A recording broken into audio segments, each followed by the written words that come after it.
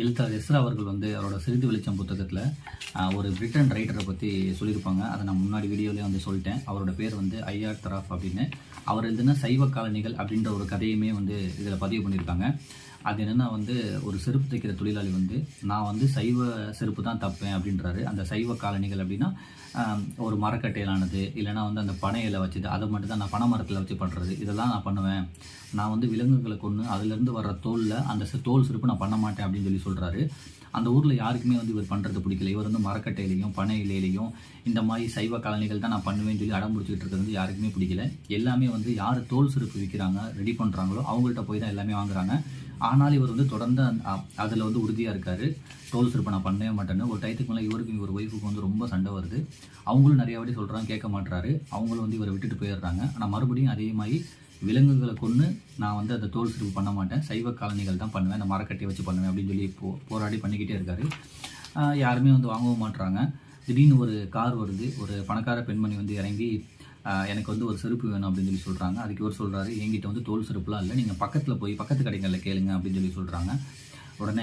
உடனே வந்து இவர் அந்த பெண்மணி வந்து சொல்கிறாங்க, இல்லைங்க எனக்கு வந்து அந்த தோல் செருப்புலாம் வேணாம் அப்படின்னு சொல்லி அவங்க காலை காட்டுறாங்க. அவங்களுக்கு வந்து ஒரு கால் இல்லை, அந்த மரக்கட்டை கால், அந்த கட்டைக்கால் வந்து வச்சுருக்காங்க. எனக்கு வந்து இது பழுதாயிடுச்சு, எனக்கு இதை நீங்கள் ரெடி பண்ணி கொடுங்க. இங்கே உள்ள யாருக்குமே இதை ரெடி பண்ண தரல, எல்லாமே தோல் செருப்பு தான் விற்கிறாங்க.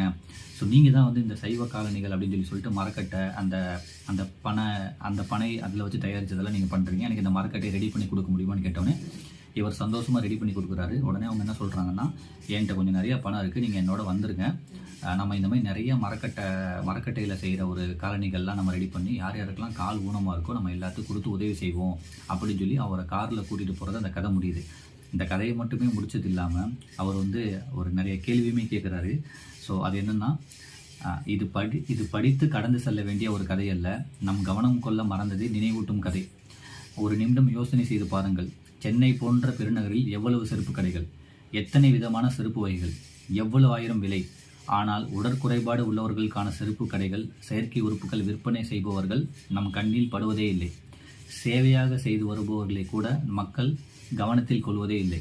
கால் ஊனம் கொண்ட ஒருவர் தனக்கான காலணியை வாங்குவதற்கு நேரிடும் அவலம் சொல்லில் விளக்க முடியாது.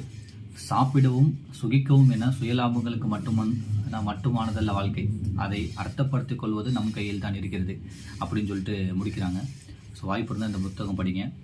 படிக்கிறப்ப சில தவறுதலாக சில மிஸ்டேக் இருந்தால் அடுத்த வீடியோவில் நான் கரெக்ட் பண்ணிக்கிறேன். நன்றி.